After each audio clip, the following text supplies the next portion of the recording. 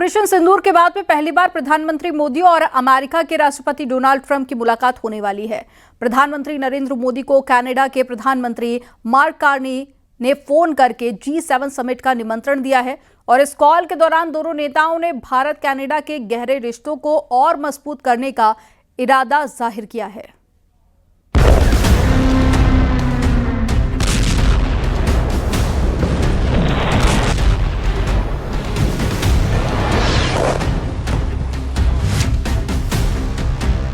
भारत माता की, भारत माता की।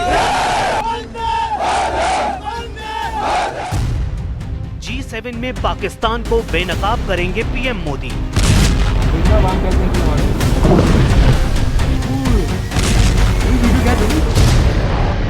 दुनिया के सामने पाकिस्तान के आतंक की खुलेगी पोल।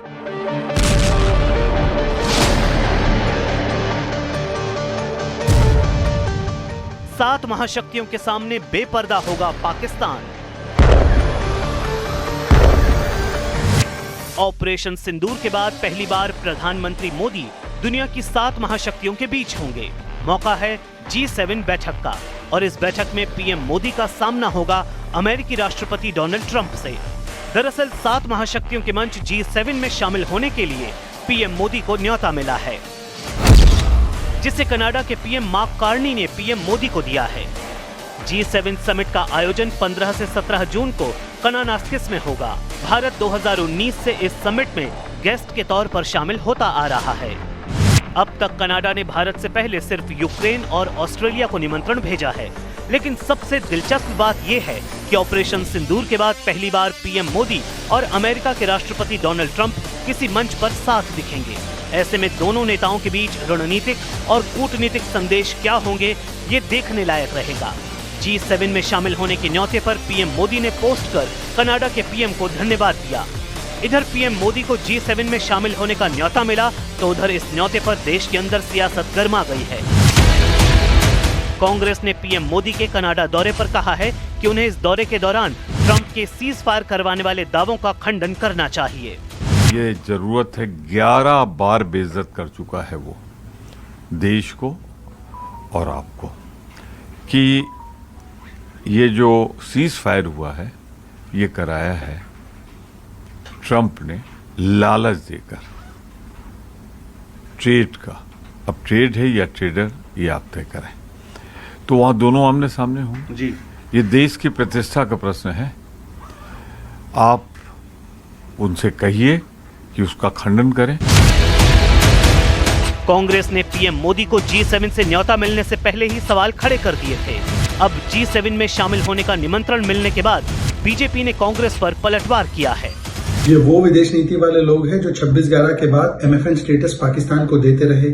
तो कांग्रेस पार्टी की विदेश नीति विदेशी नीति है, मतलब कि विदेशियों में ही इनको भरोसा है। इसीलिए आज ये SMS सलमान, मनीष और शशि की बात को भी नहीं मानते। G7 शिखर सम्मेलन अब सिर्फ एक अंतर्राष्ट्रीय बैठक नहीं, बल्कि भारत के लिए रणनीतिक मोर्चे पर खुद को स्थापित करने का एक बड़ा मंच है और इस महामंच पर पाकिस्तान को बेनकाब करने के लिए खुद प्रधानमंत्री मोदी ने मोर्चा संभाला है।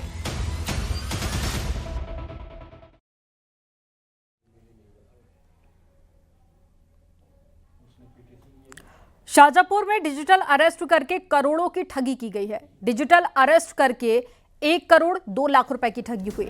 जज और सीबीआई अधिकारी बनकर ठगी की गई। पीड़ित ने साइबर थाने में एफआईआर दर्ज कराई है। एसपी ने एसआईटी का गठन किया है और चौक कोतवाली के दीवान जोगराज का ये पूरा मामला है। मिशन के व्यक्ति को झांसे में लेकर के कि वो किसी अपराध में लिप्त है, उसको डिजिटल अरेस्ट किया गया और उससे किस्तों में 1 करोड़ 2 लाख रुपए ट्रांसफ़र करा लिए गए। इस संबंध में साइबर थाना द्वारा विवेचना की जा रही है। साथ ही साथ चूँकि अमाउंट बड़ा है तो एक एसआईटी का गठन किया गया है मेरे द्वारा और शीघ्र ही इसका खुलासा किया जाएगा।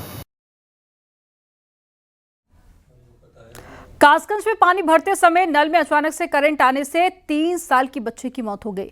नल में करंट आने से बच्ची गंभीर रूप से झुलस गई और परिजनों ने बच्ची को जिला अस्पताल पहुंचाया, जहां पर चिकित्सकों ने मासूम को मृत घोषित कर दिया।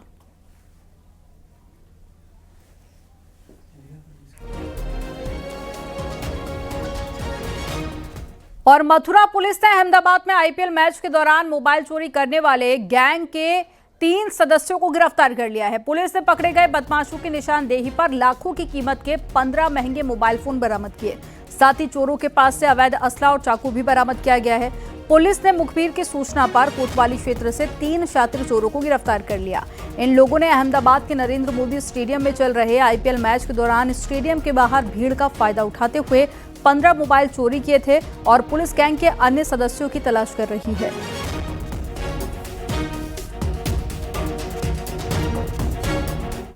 देखिए, आज थाना कोतवाली नगर पुलिस के द्वारा चौकी कृष्णानगर क्षेत्र में 3 मोबाइल चोरों को पकड़ा गया है, जिनके पास से 15 मोबाइल फोन्स, जिनमें आईफोन, सैमसंग और इसके अतिरिक्त अन्य कंपनी के मोबाइल फोन भी बरामद हुए हैं, जिसमें कीपैड फोन्स भी शामिल हैं। इसके अतिरिक्त उनके पास से 1 तमंचा, 2 चाकू और कारतूस भी बरामद हुए हैं।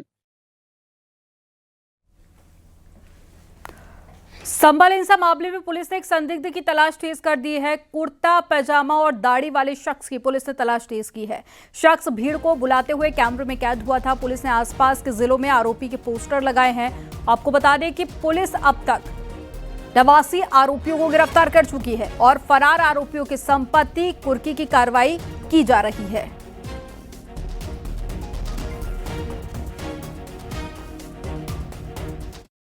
जो लोग वांछित हैं उन सब लोगों के खिलाफ जो कुर्की की कार्रवाई है वो जल्द ही अमल में लाई जा रही है। उसके अलावा धरपकड़ के लिए जगह जगह पे दबिश दी जा रही है। जो लोग जिनके पोस्टर पूर्व में लगाए गए थे उनमें से कुछ चिन्हित लोग, जिन लोगों की प्रमुख भूमिका उस दिन लोगों को बुलाने में, इकट्ठा करने में रही थी, उनमें से एक व्यक्ति है, उसके पोस्टर हैं, वो जगह जगह पे चस्पा है किए जाने का निर्णय वो लिया गया है और जल्द ही उनके पोस्टर है विभिन्न जगहों पे चस्पा किए जाएंगे। यहां पर वक्त हो गया एक छोटे से ब्रेक का, लेकिन उससे पहले एक जरूरी जानकारी आपके लिए। कांग्रेस ऑपरेशन सिंदूर को लेकर प्रधानमंत्री नरेंद्र मोदी पर हमला करने के लिए नरेंद्र सरेंडर का नारा इस्तेमाल कर रही है। इस पर आपकी क्या राय है? देखिए न्यूज 18 का सबसे बड़ा सर्वे आज शाम 7 बजे।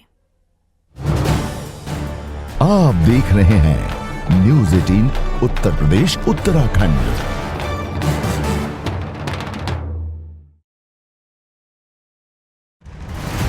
आप देख रहे हैं न्यूज 18 उत्तर प्रदेश उत्तराखंड।